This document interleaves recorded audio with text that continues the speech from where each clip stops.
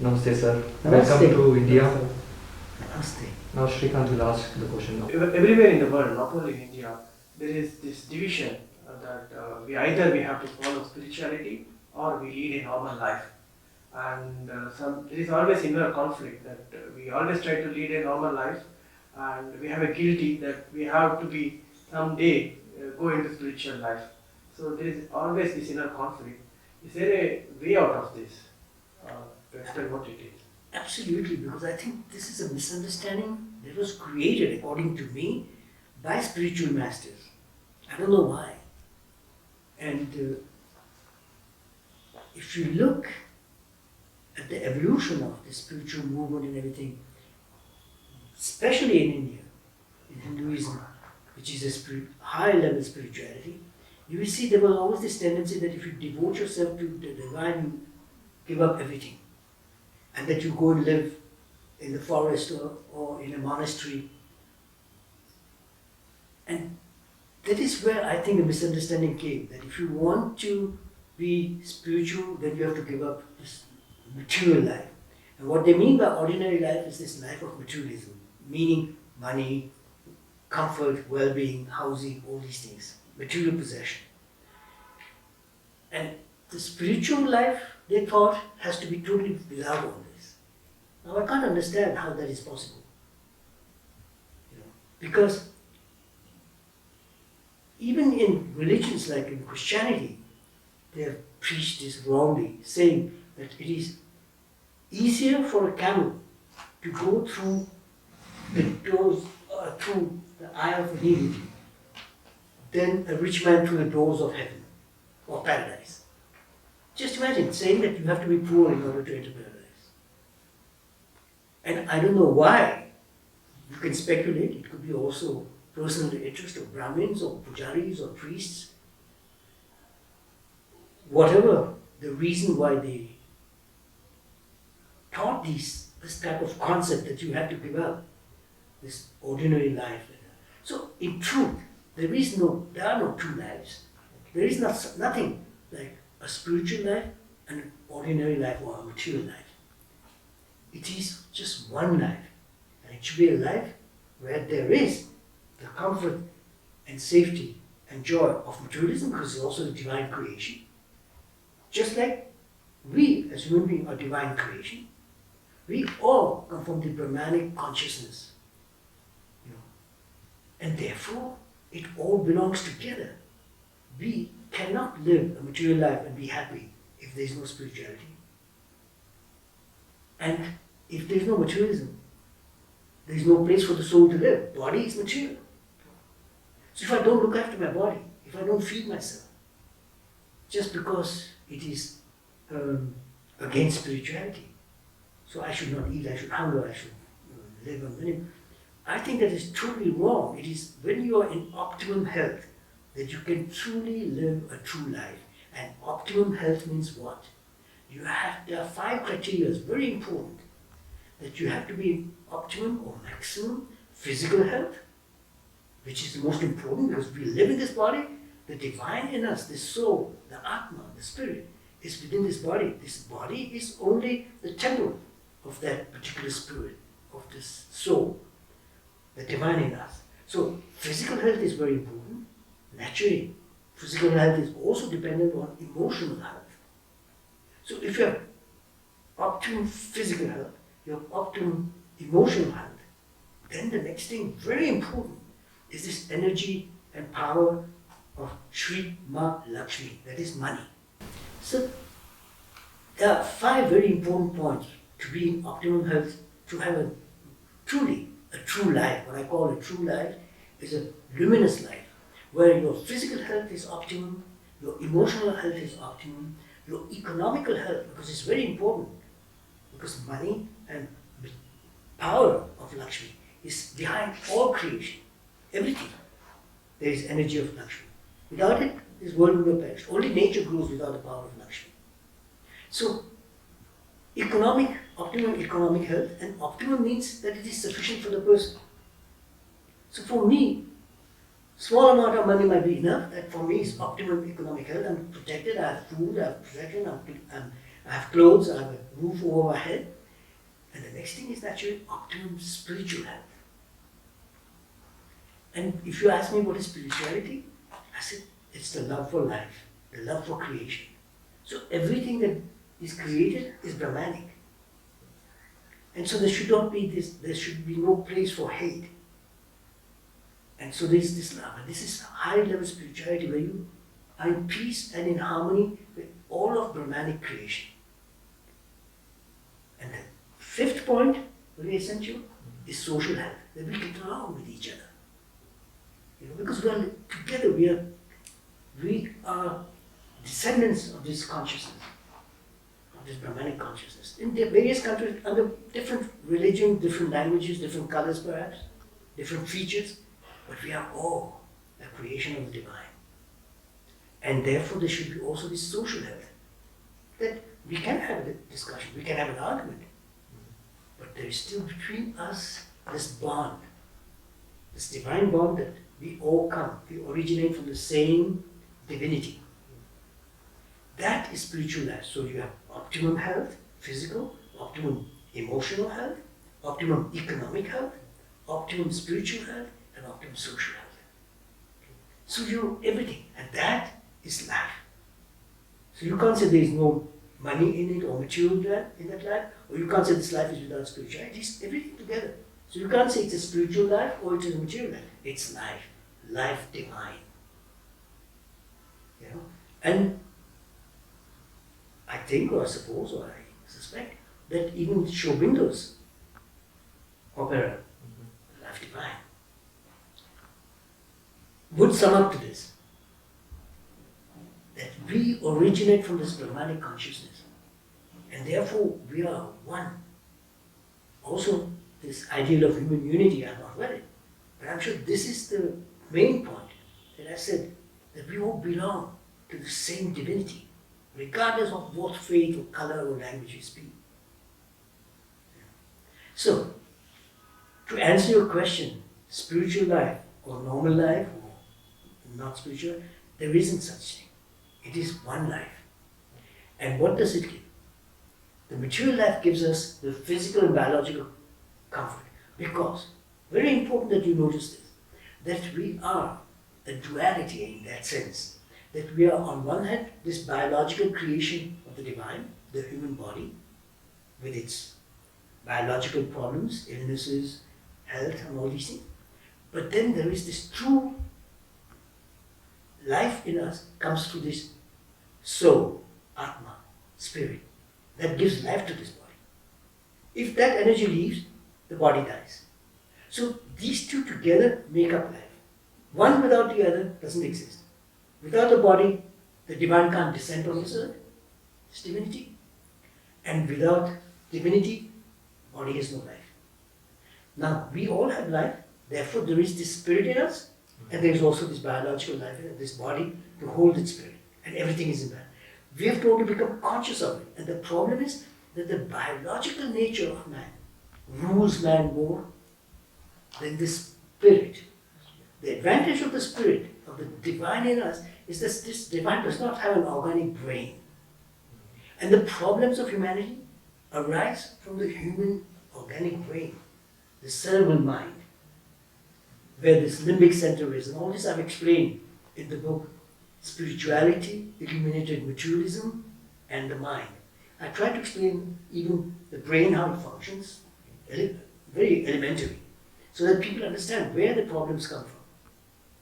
So when I get angry with him or impatient with him, that doesn't come from my soul, that comes from my limbic center, my impatience, my anger, which is also there because the divine created it for a divine purpose. For instance, fear comes from the limbic center. And most psychologists and most philosophers would say fear is not good. Yes, fear is not good, but my God, it has its role. If this Brahmanic energy created this brain and put in it this limbic center where there's fear, it was for a very specific purpose. It is because of fear that we have survived. That's why it's there for the purpose of posterity, for creation, for continuation of this creation. Because it protects man from self-destruction or the animal by getting destroyed. That's why it's afraid. So this fear, of course, has its purpose, but it should not dominate us. And we have reached a point where we can live without fear. Okay? Because it served its purpose, but it's still there in the biological brain. The soul, the spirit, this divine in us does not have a biological brain. And this biological brain, if it came under the control of this soul, where there is not this impulse of my anger or my impatience or my greed or violence and all this, then can you imagine? That would be life divine or not, where the spirit rules the body and not the body the spirit. So the material evolution of man has gone faster than his spiritual and inner evolution of this aspect, that he becomes more and more conscious. And in the next question you are going to ask me, that's exactly the question where you're asking me what is awareness and all that. We will talk about it now. So to sum up this particular short video about spiritual life and normal life or non-spiritual life, there is no such thing. It's one united divine life. It is what you call a life that is total, that is not partial, that is not just fractional, that you live this part, that you are only meditating and praying and giving up everything, or you are not only involved in matter and you have no time for love and compassion and experiencing this divine state of being where there is no torment, there is no worries, there is no suffering, there is nothing that you are in this fantastic nirvana state almost. And I think Shobindo said in the definition of nirvana, where the mind from thought released, the heart from grief. That there is no sorrow and the mind is totally relieved from thought. This we can practice while we are businessmen, while we are warriors or soldiers, while he's a cameraman. He still enjoys this nirvana within himself. So he doesn't have to give up taking this video and all that in order to be in this nirvana state. My God, how boring. There is a question or there is an argument by general sages or prophets is that the leading a normal life, which is induced with so much impulses, this is in conflict. This comes in conflict with going to nirvana or towards spiritual life. Whether these impulses are becoming a conflict, and that's why they ask you to completely remove off. What would you say about this? This is it. The problem is that you don't have to give up your material or economic life as a businessman or as a politician. Just imagine what would happen to our country, India, if Modi was all the time in meditative state. So, our Prime Minister does his job as a Prime Minister, but he can still be in a nirvanic state in his inner consciousness. So it doesn't stop him from doing what he's doing. And this is an ideal. A person like him gives us this idea. Look how many beautiful changes he has brought. These changes he has brought, is not just his intelligence. This is not mind, this is not brain. This is the message of the soul. This is the mind of Prime Minister Modi that gives him this inspiration that he has to remove corruption, this, that, and change, help the farmers. All these things are noble things that come from the mind, not from the brain. Sure, his brain does the planning, how he's going to do it. So, I don't know if he's aware of it or not. But in that sense, he's giving us a beautiful spiritual example. Sure, he makes mistakes and so on. But I want you to understand these things in the totality and don't become fragmented. He did this, he's against that, or no, just a minute. So, to answer your question, no, we don't have to give up all that. We can continue. As I said, a playboy can remain a playboy. He can have a dozen Ferraris and every night another girl. But the moment he takes more contact and becomes truly dominated by the soul, the spirit, then automatically he will say, hey, no, I don't need so many cars or so many women and so on. But he's enjoying life like a playboy. He's having the same fun, but he doesn't have a dozen girlfriends. He has a person that he adores and loves, who is his personal divinity on earth, his wife or his maid that he loves. But this comes through the transformation which comes from this spiritual aspect of this spirit taking more and more control over this biological body. So the biological body functions. You will still make love, you will still make children, you will still have family, you will still enjoy good food and beautiful cars. Does the knowledge comes from the soul when he becomes conscious, or does we have to take this knowledge from texts, or as you are No, saying? I think true knowledge comes from within. It is a Brahmanic consciousness. This is Sri Aurobindo's consciousness. The entire story of Mother and Sri Aurobindo is this evolution of consciousness, which is the beginning and which is the aim of this creation. The more conscious you become, the more you enjoy life. If you look at Mother and Sri Aurobindo, if you went to the ashram of Sri Aurobindo, you will see what is materialism. It is illuminated materialism in the sense that everything is there, not for the purpose of that, but for the purpose of this divine life, that there should be food, there should be clothing. Mother was always beautifully dressed.